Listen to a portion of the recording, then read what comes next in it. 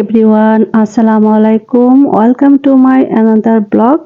তো গাইস, আপনাদের জন্য নিয়ে আসছি নতুন আরেকটি রেসিপি ব্লগ। আর এই ব্লগটা অবশ্যই আপনাদের অনেক উপকারে আসবে আর আপনাদের ভালো লাগবে। আমি আজকে নিয়ে আসছি হচ্ছে গজার মাছ, আর প্রায় ৬-৭ পিস হবে।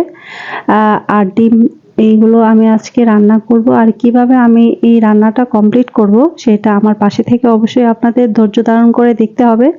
যারা একদমই রান্না বাড়া কিছুই পারেন না, শুধু তাদের জন্যই আমার আজকের রেসিপি ব্লগ ভিডিও দেওয়া। তো অবশ্যই শুরু থেকে একদম শেষ পর্যন্ত দেখবেন, তাহলে বুঝতে পারবেন আর শিখতে পারবেন। তাহলে দেখতে থাকেন আমার আজকের রান্নার ব্লগ। তো বন্ধুরা, সর্বপ্রথম আমি মাছগুলোকে হলুদ এবং মরিচ এবং লবণ দিয়ে ভালো করে মিক্সড করে নিচ্ছি আর কিছুক্ষণ রেখে দেব মাখার পর। তারপর আমি ফ্রাই প্যান বসাবো। ফ্রাই প্যানে বসিয়ে কিভাবে আসলে আমি রান্নাটা কমপ্লিট করছি, আসলে রান্না করার আগে যে মাছটাকে ভাজতে হবে সেটা তো অবশ্যই সবাই জানেন। নতুন হলেও এটা জানবেন যে মাছ ভাজতে হবে। অনেকে মাছ ভেজে খায়, আবার অনেকে মাছ এভাবেই কাঁচা মানে রান্না করে খায়। রান্না করার আইটেম কিন্তু একই রকম, কৌশল হতে পারে ২-৩ রকমের। আপনি যদি এটাকে ভেজে রান্না করেন সেটার হবে আলাদা টেস্ট, আর আপনি যদি ভাজা ছাড়া রান্না করেন সেটার হবে আলাদা টেস্ট। মানে এক একটা রান্নার ক্ষেত্রে এক একটা টেস্ট অনুভব করা যায়। ভেজে রান্না করাটাই আমার কাছে বেশি মানে মজাদার লাগে। কারণ হচ্ছে যে আর ভাজা ছাড়া একমাত্র লাউয়ের সাথেই যায়, যেটা আমি মনে করি। আর আসলে যার যার রুচির সাথে তো সবার যায় না, এক একজনের এক এক রুচি নির্ভর করে।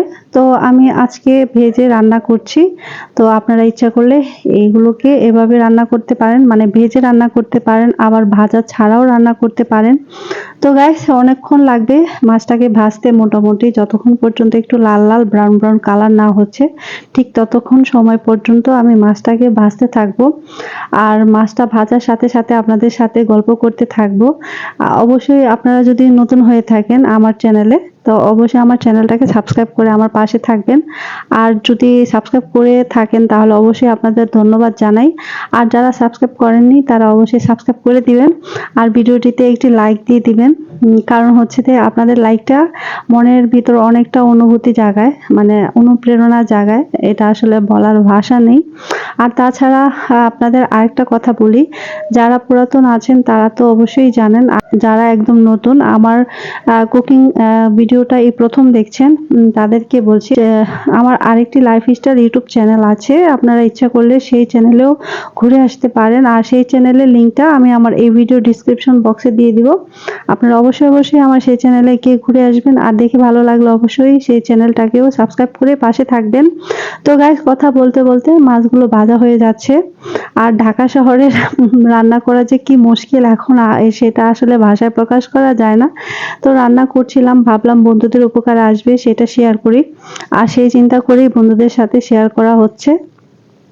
গ্যাসের খুবই প্রবলেম, গ্যাস বলতেই থাকে না। ধরতে গেলে অনেক কষ্ট করেই রান্না কমপ্লিট করতে হয়। তো যাই হোক, বন্ধুদের যখন দেখাবো বলেছি, আর সেটা অবশ্যই দেখাবো যত কষ্টই হোক না কেন। তো গাইস, অনেক বেশি করে পেঁয়াজ দিয়ে তারপরে রান্নাটা কমপ্লিট করবেন, তাহলে কি হবে, মাছ ভুনাটা খুবই মজাদার এবং সুস্বাদু হবে। কারণ হচ্ছে যে মাছ ভুনা একদম মজা হয় পেঁয়াজের উপর নির্ভর করে। আমি আমার আন্দাজ মতো পেঁয়াজ দিয়েছি, আপনার চেষ্টা করেছি যেন বন্ধুদের দেখতে ভালো লাগে বা বন্ধুদের উপকারে আসে। তবে আপনারা আপনাদের আন্দাজ মতো পেঁয়াজ ব্যবহার করবেন। কম দিলেই যে মজা হবে না তা না, সবকিছুই একটা আসলে আন্দাজের উপরে খাবারটা সুস্বাদু হয় কিনা নির্ভর করে। তো সেই জন্য পেঁয়াজের উপর নির্ভর করে থাকবেন না, যার যেমন সামর্থ্য ঠিক সেই সামর্থ্য অনুযায়ী রান্নাটা কমপ্লিট করবেন।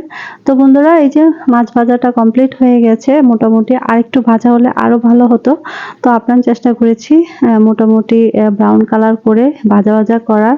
তো গাইস, কয়েকটা মরিচ আমি 3টা মরিচ মাঝখান দিয়ে ফেলে তারপরে দিয়ে দিলাম 2 ভাগ করে মরিচগুলো। কারণ হচ্ছে যে শুকনো মরিচেরও একটা ফ্লেভার আসে। যখন এটা ব্রাউন ব্রাউন কালার করে ভাজা হয়ে যাবে তখন শুকনো মরিচের আলাদা একটা ফ্লেভার চলে আসবে। তো সেই চিন্তা করেই মূলত শুকনো মরিচটা দেওয়া। তো গাইস, যতক্ষণ পর্যন্ত পেঁয়াজটা একটু ব্রাউন কালার না হচ্ছে ঠিক ততক্ষণ পর্যন্ত আপনারা পেঁয়াজগুলোকে ভাজতে থাকবেন। তো আমি আপনার চেষ্টা করেছি আসলে পেঁয়াজগুলোকে ব্রাউন ব্রাউন কালার করে ভাজার জন্য। যেহেতু কি বলে গ্যাসের স্বল্পতা, বারবার বলছি যে গ্যাসের স্বল্পতা ছিল, তো সেই চিন্তা করে আমি কিন্তু হালকা ব্রাউন করে তারপরে চেষ্টা করেছি মশলাগুলো দিয়ে দেওয়ার। কারণ হচ্ছে আমি যতই দেরি করি না কেন আমার তো আর সময় বসে থাকবে না, সময় তো চলতেই থাকে। তো সময় চিন্তা করে আমাকে রান্নাটা কমপ্লিট করতে হয়েছে। তো যাই হোক বন্ধুরা, আমি এক এক করে সব মশলা দিয়ে দিচ্ছি। আমি প্রায় 1.5 চামচের মতো হলুদের পাউডার দিলাম, আর 1 চামচের মতো মরিচের পাউডার দিলাম, তারপর হচ্ছে 1 চামচের মতো ধনিয়ার পাউডার দিলাম, তারপর হচ্ছে আসলে আমার চামচটা ছিল ছোট একদম, বাচ্চাদের চামচের মতো, 4 চামচ থেকে অর্ধেক ওরকম টাইপের চামচ। তো আপনারা আপনাদের আন্দাজ মতো মশলা ব্যবহার করবেন। 1 চামচের মতো হচ্ছে জিরার পাউডার দিয়ে দিলাম। তো মশলা দেওয়ার পরপরই কিন্তু আমি একটু পানি ব্যবহার করলাম, কারণ হচ্ছে মশলা পুড়ে যাওয়ার সম্ভাবনা থাকবে সেই চিন্তা করে পানিটা ব্যবহার করলাম। আর পানিটা ব্যবহার করার পর দিয়ে দিলাম একটুখানি লবণ। আমি আমার আন্দাজ মতো পরবর্তীতে যদি লবণ দিতে হয় তাহলে অবশ্যই আমি টেস্ট করে তারপর লবণ ব্যবহার করব। তো প্রত্যেকটা মশলা একসাথে মিক্সড করে একটু ঢাকনা দিয়ে তারপর ভালো করে বয়ল করব। চেষ্টা করব যেন মশলাটা ভালো করে একটু কষানো হয়ে যায়, কারণ মশলা কষানোর উপরেও কিন্তু রান্নার একটা মজা কাজ করে। যত বেশি কষাবেন ততই কিন্তু রান্নাটা স্বাদ হয়, যত বেশি বয়ল করবেন ততই স্বাদ হবে। সেই চিন্তাটা মাথায় রাখতে হবে। আমার তরকারির কালারটা এত সুন্দর হয়েছে যে আসলে ভাষায় প্রকাশ করার মতো না। আর তরকারিটাও কিন্তু সেরকম স্বাদ হয়েছে, কারণ হচ্ছে যে আমি তরকারিটা খাওয়ার পর আমার বয়সটা দিচ্ছি, তো সেই জন্য বলছি যে তরকারিটা দারুণ টেস্ট হয়েছে এবং খেতেও খুব ভালো লেগেছে। অনেকে আপনারা যারা যারা আদা রসুন পেস্ট খেয়ে থাকেন তারা ইচ্ছা করলে আদা রসুন পেস্ট ব্যবহার করতে পারেন। আমি আসলে সব কিছুতেই কিন্তু আদা রসুন পেস্ট ব্যবহার করি না। আমি মাছ ভুনার ক্ষেত্রে, যে কোনো ভুনার ক্ষেত্রে আমার জিরার পাউডারটাই খুব ভালো লাগে, আর এটার ফ্লেভারটাই আমার কাছে সেরকম বিন্দাস লাগে, খেতেও ভালো লাগে। তো গাইস, এই যে ঝোল আমার শুকানোর আগেই আমি চেষ্টা করছি মাছগুলোকে দিয়ে দেওয়ার, কারণ হচ্ছে যে আমি পরবর্তীতে আর একদম পানি ইউজ করব না, যতটুকু পানি দিয়েছিলাম ঠিক ততটুকু পানির উপরেই মাছগুলো দিয়ে দিচ্ছি। এখন আমি মাছগুলোকে আস্তে আস্তে করে উল্টিয়ে দিব। উল্টিয়ে দেওয়ার পর ঢাকনা দিয়ে ঢেকে দেব যেন মাছগুলো ভিতর থেকে মশলা ঢুকে আর সেরকম লাগে। তো গাইস, জানি না আপনাদের কেমন লাগছে আমার আজকের রান্নাটা। আমার আজকের রান্নাটা কিন্তু আমারই খুব ভালো লেগেছে, কারণ হচ্ছে মনের মতো রান্না হলে আর দেশীয় মাছ হলে আর কোনো কিছুরই আসলে প্রয়োজন হয় না। এটা হচ্ছে আমাদের দেশীয় মাছ, একদম আমাদের ডিস্ট্রিক্টের নদীর মাছ, মেঘনা নদীর মাছ। আর যারা আসলে দেশীয় মাছ খান ঠিক তারাই জানেন যে দেশীয় মাছের স্বাদ কত বেশি। খুব মন ভরে এবং মনোযোগ দিয়ে রান্নাটা কমপ্লিট করেছি। যতই সময় কম থাকুক আর বেশি থাকুক সেদিকে আর লক্ষ্য করি নাই, খালি রান্নার দিকে ফোকাস করেছি। আর সেই ফোকাস করে রান্নাটা কমপ্লিট করার চেষ্টা করেছি। রান্নাটা সেরকম বিন্দাস হয়েছে আর সেরকম ভালো হয়েছে। তো গাইস, আপনাদের কেমন লেগেছে অবশ্যই অবশ্যই আমাকে কমেন্টস করে জানাবেন। যদি আজকে রান্না দেখে আপনাদের ভালো লেগে থাকে তাহলে এই বোনটার চ্যানেলে পাশে থাকবেন সাবস্ক্রাইব করে, তো পাশে থাকা বেল আইকনকে ক্লিক করে দিবেন। তাহলে কি হবে, নিত্য নতুন আমি যে ভিডিও আপলোড করি না কেন আপনাদের কাছে নোটিফিকেশন পৌঁছে যাবে।